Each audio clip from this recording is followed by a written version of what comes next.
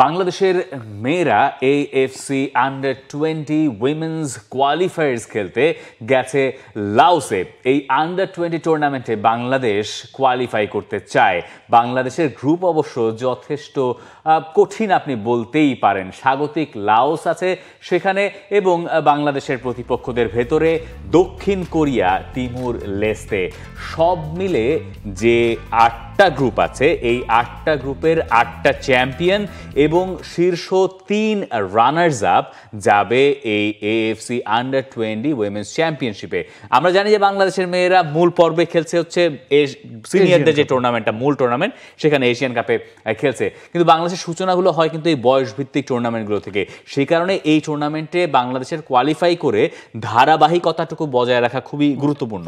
এবং জাতীয় দলের চেয়েও কিন্তু আমরা বয়সভিত্তিক ফুটবলে, নারী ফুটবলে সফলতা বেশি পেয়েছি এবং এই মেয়েরা আমাদেরকে স্বপ্ন দেখাতে বিশ্বাস করিয়েছে। আপনার এই ধারাবাহিকতার শুরুটা কিন্তু বয়সভিত্তিক থেকেই এসেছে। ওদের স্বপ্ন পূরণে পাশে থাকতে পেরে আমরা গর্বিত। র্যাঙ্কিং ট্যাঙ্কিং যে খুব বেশি ম্যাটার করে না, এই মেয়েরা অনেকবারই দেখিয়েছে। বয়সভিত্তিক ফুটবলে আরও বেশি দেখিয়েছে। দক্ষিণ কোরিয়া খুবই টাফ অপোনেন্ট। এখন লাওসের মাঠে খেলা, এটা লাওসের জন্য একটা plus point. Timor Leste, Laos, এই দুইটা দলকে হয়তো বাংলাদেশ টার্গেট করবে এবং সেরা যে রানার্স আপের পজিশনটা, সেরা 3টা দল যে যাবে, ওই জায়গাটা বাংলাদেশ হয়তো টার্গেট করবে। ফার্স্ট ম্যাচই বাংলাদেশের স্বাগতিক লাওসের বিপক্ষে, তিমুর লেস্তে। এরপরে বাংলাদেশের প্রতিপক্ষ, শেষ ম্যাচে বাংলাদেশের প্রতিপক্ষ হচ্ছে সাউথ কোরিয়া। এই গ্রুপে হয়তো অনেকের মতে হতে পারে যে বাংলাদেশ এবং সাউথ কোরিয়া এরা বেশি ফেভারিট এবং এখানে বাংলাদেশের আফিদা তো আছেন। আফিদার এইটা আন্ডার-20 লেভেলে শেষ দিকের টুর্নামেন্ট এবং তিনি হয়তো মেইন টুর্নামেন্টে খেলতে পারবেনও কিনা আমার সন্দেহ। খেলতে পারার কথা না, বয়স হয়ে যাওয়ার কথা।